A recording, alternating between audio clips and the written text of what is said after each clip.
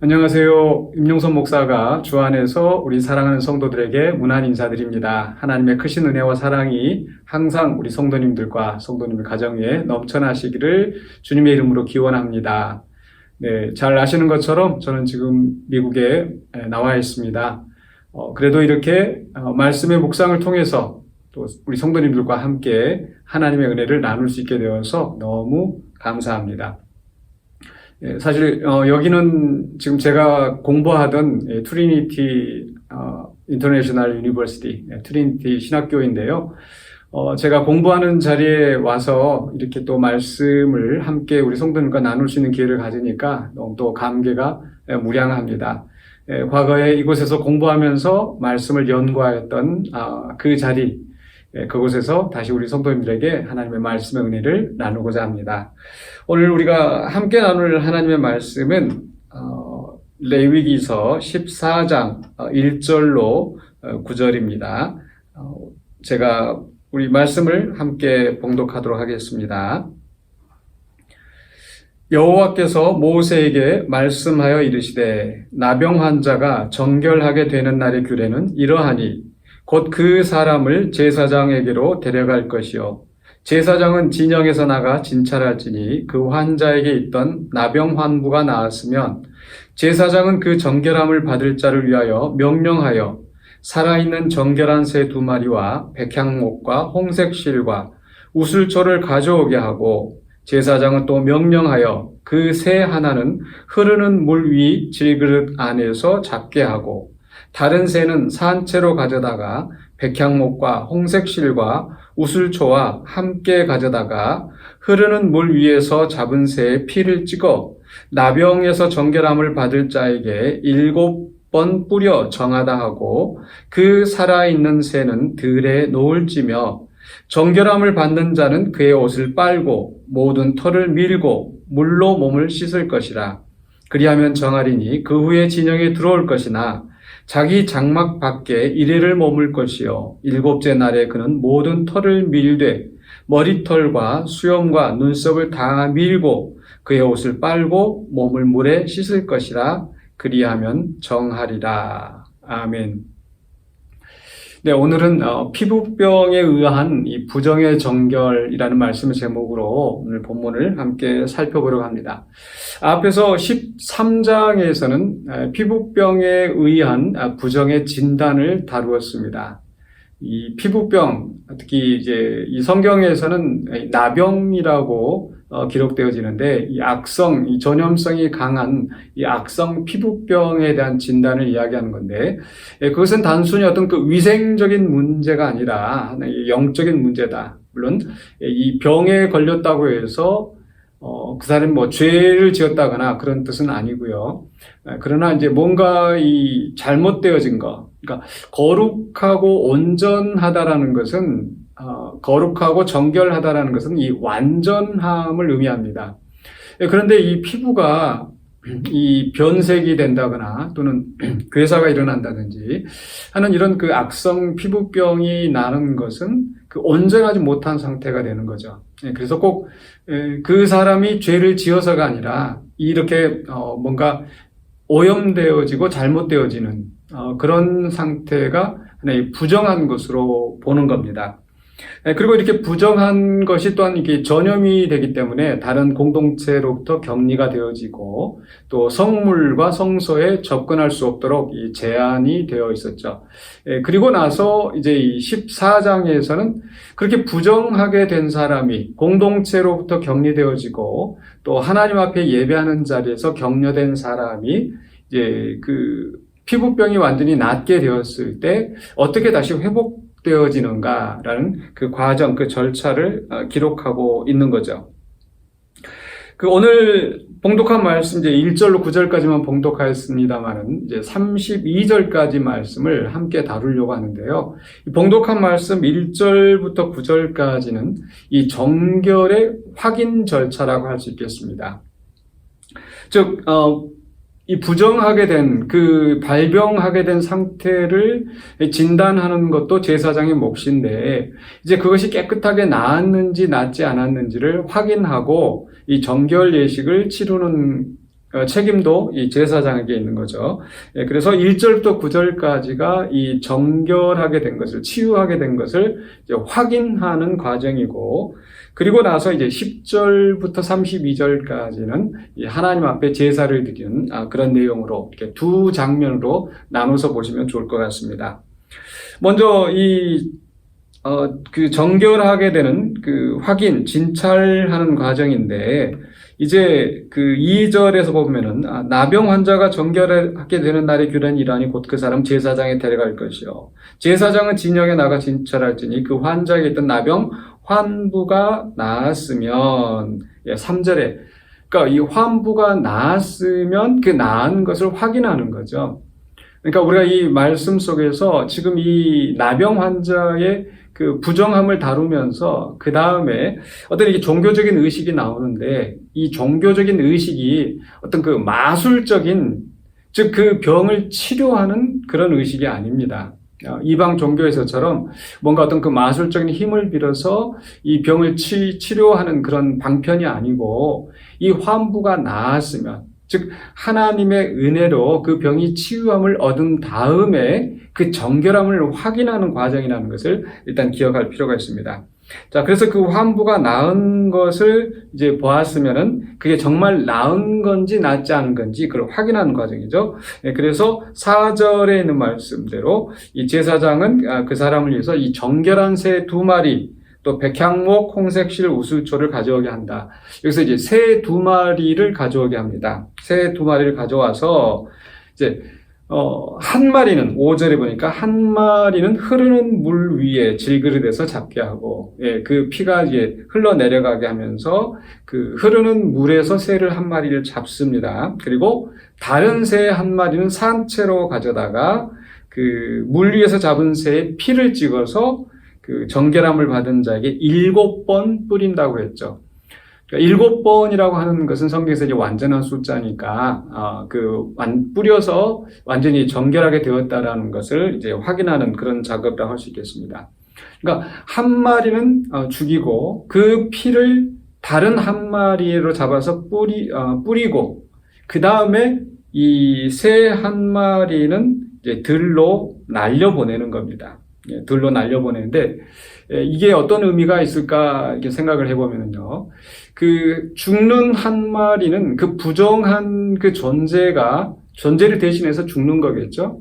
그리고 이제 살아있는 새를 이렇게 들에다 놓는 것은 그가 이제 완전히 이제 회복되어서 자유를 얻게 된 그런 상태.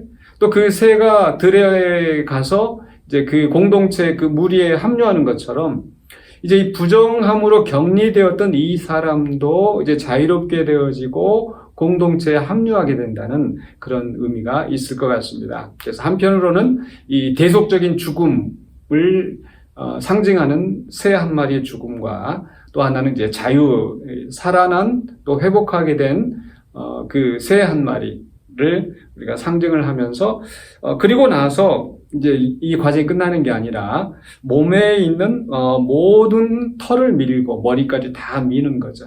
그러니까 이 피부에 있는 오염이 어떤 그 털이나 또는 옷도 마찬가지고, 옷을 깨끗하게 빨고 이렇게 오염된 부분들을 완전히 이제 제거하는 거죠. 제거하고 나서 그리고 7일 동안 그 자기 장막 밖에 머무르면서 정말 완전히 깨끗하게 되었는가를 점검하는 겁니다. 털을 다 밀어야 그 피부를 정확하게 진찰할 수 있기 때문에 모든 부정하고 오염된 것들을 다 밀어버리고 7일 동안 이제 정결하게 기다리면서, 그리고 나서 이제 7일 후에 이제 그 완전히 정결하게 된 것을 이제 확인하는 거죠. 이런 말씀을 보면은 상당히 꼼꼼하게 이 부정을 진단하는 것을 볼 수 있습니다. 그러니까 이 정결을 진단하는 것도요. 그러니까 부정을 진단할 때도 섣부르게 하지 않고, 이제 이게 번지는 건지 악성인 건지, 그냥 잠시 이렇게 피부가 이렇게 변하는 건지 이렇게 자세하게 진찰하고 신중하게 판단을 내리게 하였었죠. 마찬가지로 이제 정결하게 되는 과정도 섣부르게 이렇게 판단하는 게 아니라 상당히 신중하게 판단하는 것을 볼 수가 있습니다. 그리고 나서 7일 동안 격려한 다음에 이제 10절부터 나오는 말씀은 하나님 앞에 이제 제사를 드리는 겁니다. 8째 날에 이제 새로운 날이 시작되는 겁니다. 7일이 지나고 이제 새로운 날이 시작되어지는, 완전히 이제 회복되어지는 그 시작의 날에 가장 먼저 하나님 앞에 제물을 드리는 거죠. 그래서 10절부터 20절까지는 이 제사의 일반적인 제사를 이야기하고, 또 21절부터 32절까지는 가난한 자를 위한 특별한 제사가 기록되어 있습니다. 속죄제의 경우에 또 다른 그 번제도 마찬가지고요. 항상 이렇게 가난한 자를 위한 배려가 이 성경의 제사제도에서 두드러지고 있습니다. 그러니까 하나님은 뭔가 물질이 필요해서, 재물이 필요해서 거기에 어떤 많은 그 욕심을 내시는 그런 분이 아니신 거죠. 하나님은 이런 그 과정을 통해서 그 백성들이 하나님 앞에 어떻게 회복되어지는 것인지, 이제 그것을 훈련하고 또 그 과정을 치르게 하는, 그게 중요한 겁니다. 그래서 어떤 가난한 사람도 그런 그 과정에서 소외되지 않도록 항상 가난한 자를 위한 이 제사제도가 준비되고 있습니다. 자, 그럼 이 제사제도를 한번 살펴보면요, 이제 10절부터 20절까지 일반 제사, 보통의 제사라고 했는데요. 보면은 그 10절에서 흠 없는 어린 수양 2마리, 또 1년 된 흠 없는 어린 양, 암양 1마리, 또 고운 가루 10분의 3 에바에, 이렇게 또 기름과 함께 나오게 되는데, 뭐 설명이 좀 복잡할 수 있는데요. 이 세 가지, 네 가지 제사라고 기억하시면 되겠습니다. 하나는 속건제, 맨 먼저 이제 속건제를 드리고, 그 다음에 속죄제, 그리고 번제, 소제. 이제 5가지 5대 제사 중에서 화목제만 빼고 이 4가지 제사가 거기에 들어있는 거죠. 그래서 이 성경을 또 보시면 맨 먼저 드리는 제사가 12절에 어린 수양 1마리를 가져다가 기름 1록과 함께 아울러 속건제로 드리되, 속건제를 맨 먼저 드리도록 했습니다. 속건제는 어떤 제사였습니까? 기억나십니까? 속건제는 이 성물을 오염시켰을 때, 어떤 경제적인 배상과 함께 그 하나님 앞에 제물을 드리는 것이 속건제였죠. 그러니까 성물에 대한 제사였거든요. 그러니까 이게 참 특이한 겁니다. 왜 속건제를 가장 먼저 드리게 하셨을까? 뭐 여러 가지 의미가 있는데, 성경학자들이 이제 해석을 하는 것은 아마 이 사람이 부정하게 된 상태에서 자칫 이 성물을 만져서 또는 성소를 오염시킨 그런 죄를 지었을 수도 있으니까 속건제를 드리겠을 것이다, 뭐 이렇게 보는 경우도 있고, 또 다른 경우는 저는 이 후자 쪽에 더 의미가 있는 것 같이 생각이 되어지는데, 즉 이 하나님의 백성이 부정하게 됨으로 말미암아서 그 거룩한 사람이 그 하나님 앞에 어떤 거룩한 존재로서 오염되어진, 마치 성물이 오염되어지는 것처럼 거룩한 백성이 부정하게 된 거죠.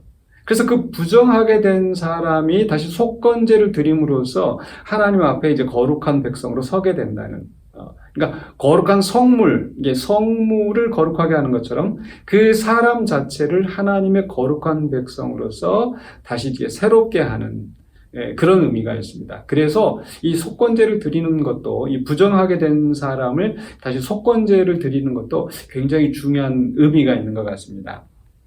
그래서 속건제를 맨 먼저 드려요. 그게 가장 중요합니다. 그리고 나서 이제 속죄제를 드리도록 했어요. 이제 수당 1마리, 이제 2마리 수당, 그래서 하나는 속건제로, 하나는 수당으로 드리는 거고. 그러니까 속죄제를 드린다고 해서 꼭 이 사람이 어떤 그 특정한 죄를 지어서 그 죄에 대한 심판으로 부정해왔고, 이게 아니라고 그랬었죠. 그러니까 이 속죄제를 드리는 것은 결국은 이 사람이 어떤 특정한 죄가 있어서가 아니라 이 부정하게 되는 것, 이런 것들이 하는 그 하나님 앞에 어떤 그 죄로 말미암아 어떤 저주의 상징이기 때문에, 또 그런 근본적인 죄에 대한 속죄가 이루어지도록 하는 것이 이 속죄제의 의미가 있는 거죠. 또 이렇게 속죄제와 속건제를 드린 다음에 이제 번제와 소제를 드립니다. 그래서 암양 1마리와 또 이 소제물을 가져다가 또 소제로 드리는 거죠. 번제는 하나님 앞에 헌신과 감사의 의미가 들어있다고 그랬죠. 그러니까 이 속건제와 속죄제를 통해서 이제 하나님 앞에 정결하게 되고 또 죄 사함을 받고 그리고 나서 하나님 앞에 헌신하고 감사하는 번제와 소제물을 드리는 겁니다. 굉장히 이런 제사 하나하나에 의미가 있다는 것을 기억하셨으면 좋겠습니다. 21절부터 32절까지에서도 이 가난한 자를 위한 그런 이 제사가 나오는데 이 절차는 거의 비슷합니다. 다만 그 제물에 있어서 이 가난한 사람이 바칠 수 있는 그런 제물로 이제 그 가치를 이제 낮추는 거죠. 다만 이 속건제 수량 한 마리는 그대로 유지됩니다. 그리고 나머지는 이제 비둘기, 새, 산비둘기 이렇게 새로 드리는 거죠. 그러니까 이 속건제가 그만큼 중요한 것을 알 수가 있습니다. 결국 속건제는 그 사람 자체, 거룩한 사람, 하나님 앞에 거룩한 그 존재로서 그 사람을 대신하기 때문에 이 속건제를 중요하게 다룬 게 아닌가. 그래서 이 속건제만큼은 그 수량 한 마리를 그대로 유지하고 나머지 속죄제, 번제, 소제는 그 사람의 형편에 따라서 이제 그 최소한의 것으로서 적은 것으로서도 하나님 앞에 제물을 드리게 할 수 있었던 거죠. 뭐 대략 한 이 정도 기억하시면은 이 14장에서 부정하게 된 사람이 어떻게 정결하게 되는가, 부정의 치유가 되었다라는 것을 확인하고, 그리고 두 번째로는 하나님 앞에 속건제와 속죄제, 번제와 소제를 드려서 이제 하나님과의 관계가 회복되어지는 그런 절차를 밟는 겁니다. 자, 정리를 해보자면은요, 앞에서도 말씀드렸습니다만, 이러한 그 제사를 드리고 또 진찰을 하고 또 새 두 마리를 잡아서 이렇게 하는 모든 과정들이 하나의 어떤 그 이방 종교에서처럼 어떤 그 마술적인 힘을 빌어서 낫게 하는 그게 아니라는 것을 우리가 기억해야 되고요. 또 그 과정에 있어서 상당히 꼼꼼하게 이제 확인하고, 그리고 또 7일 동안 격려이 되어 있다든지, 또 8일째 이 공식적인 예배를, 제물을 드린다든지, 한 이런 공적인 절차를 겪는 게, 지나는 게 중요하죠. 뭐, 우리는 뭐 이제 아프고 그러면은 이제 병원에 가서 낫고, 그 정도 해서 이제 우리는 끝나죠. 물론 거기에 어떤 종교적인 의식이 더해지지는 않으니까. 그러나 이 부정하게 된 사람은 공동체로부터 이 공식적으로 격리되지 않습니까? 그런데 이런 공적인 절차를 통해서 공동체 다시 회복되어지고 또 하나님 앞에 예배가 회복되어져야 되기 때문에 이런 길고도 또 공식적인 절차를 지난다라는 것. 그렇게 함으로써 이제 그 부정하게 되었던 사람이 이제 완전히 낫게 되었다라는 것을 객관적으로 또 공적으로 사회적으로 승인하는 겁니다. 그렇게 해야 이 사람도 이제 떳떳하게 이 공동체에 합류할 수 있고, 또 다른 사람들도 그 사람을 이렇게 그 어떤 거리낌 없이 받아들일 수 있는 거죠. 그런 과정을 통해서 또 이 부정하게 되었던 사람, 이 부정하게 되어서 공동체로부터 격리되고 하나님 앞에 예배할 수 없을 때 얼마나 그 마음이 상심되고 수치스럽고 힘들었을까요? 그런데 이런 공적인 절차를 거치면서 정말 완전히 이제 회복되었다는 그런 그 주관적인 어떤 확신을 갖게 되는 겁니다. 그래서 이런 공식적인 절차를 갖는 게 굉장히 어떤 중요한 의미가 있다는 거죠. 그렇다면 오늘 이 말씀이 우리에게 어떤 의미가 있을까? 이걸 생각하는 게 중요하겠습니다.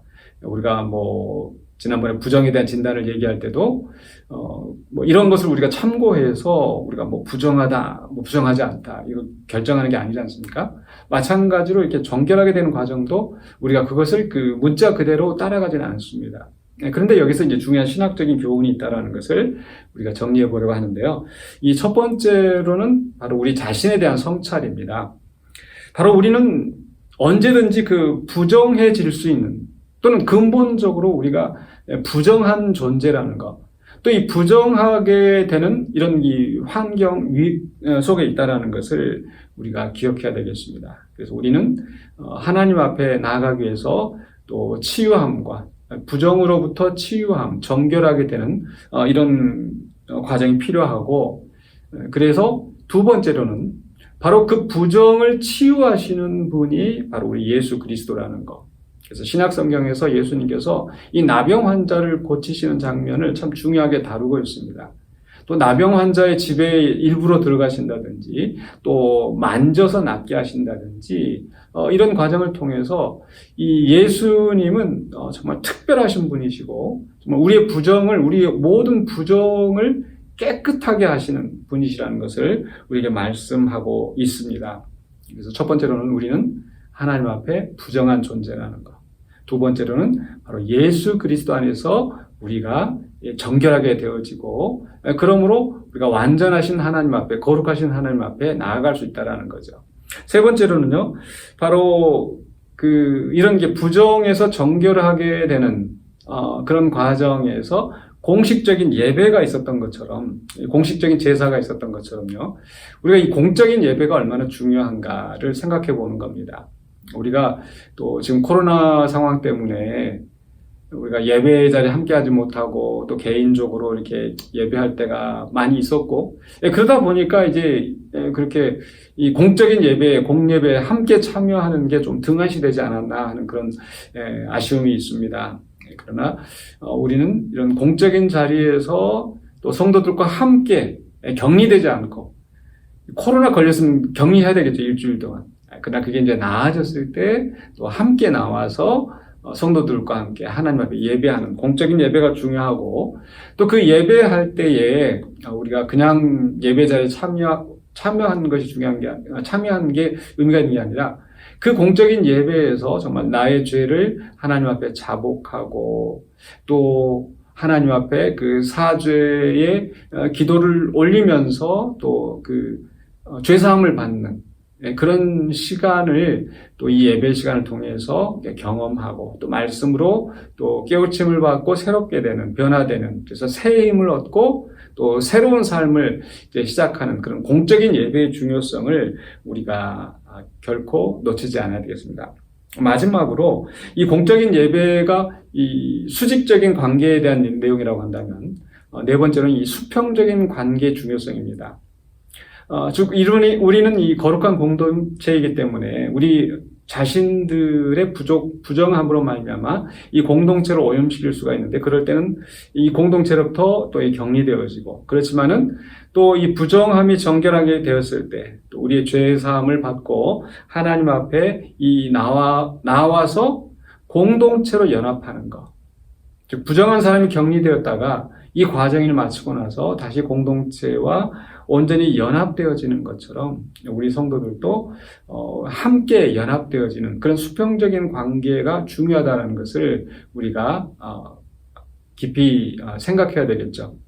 그러니까 공동체 입장에서도 마찬가지입니다. 누군가 죄를 범하였고 그 사람의 어떤 그런 과거가 있는 사람이라 할지라도 또 그가 하나님 앞에 정말 진심으로 고백하고 회개하였을 때 그를 정말 따뜻하게 정말 그 탕자의 아버지가 그 탕자를 받아들이는 그런 심정으로 따뜻하게 맞아주는 게 중요하죠. 마치 여러분 한번 상상해 보십시오. 그 나병 환자, 악성 피부염 이런 사람을 부정하게 되었을 때 그 사람이 다시 돌아온다고 했었을 때 어쩌면은 여전히 사람들은 좀 뭔가 찜찜해하고 저 병이 옮기지 않을까 하고 어떤 그런 혐오스러운 눈으로 바라볼 수가 있습니다. 그러나 이런 정결하게 되는 의식을 통해서 완전히 그 사람이 공동체로 연합되는 것처럼 우리는 그 성도들 과거에 어떤 그 치명적인 어떤 죄가 있었거나 또는 뭐 병이 있었거나 그런 그 사람들 연약함 가운데 있었던 사람들을 우리가 정말 따뜻하게 수용하고 함께 또 하나님 앞에 예배하고 기뻐하고 감사하는 그런 과정들이 필요할 것 같아요. 그래야 그 사람도 이제 그 죄로부터 또는 어떤 질병으로부터 회복되어졌을 때 정말 그 마음이 치유가 되어지고 그렇죠? 외적인 병만 치유되는 것이 아니라 또 그 영적인 문제만 치유되는 것이 아니라 그 마음이 정서가 치유되어지고 또 그 위상이 치유되어지고 회복되어지고 그랬을 때 온전한 공동체의 연합이 이루어질 수 있을 것입니다. 그래서 이 부정으로부터 정결하게 되는 이 과정이 우리 성도들이 하나님과의 수직적인 관계 또 수평적인 관계가 다시 회복되게 하여지는 그런 중요한 영적인 교훈이 있다는 것을 기억하시면서 날마다 하나님 앞에 또 정결하게 설 수 있는 또 우리 성도들, 우리 공동체가 되실 수 있기를 주의 이름으로 축원합니다. 기도하겠습니다. 사랑해 주님 감사합니다. 오늘 말씀을 통해서 우리가 레위기를 배우면서 이 부정으로부터 정결하게 되어지는 이런 그 역사하심을 우리가 보았습니다.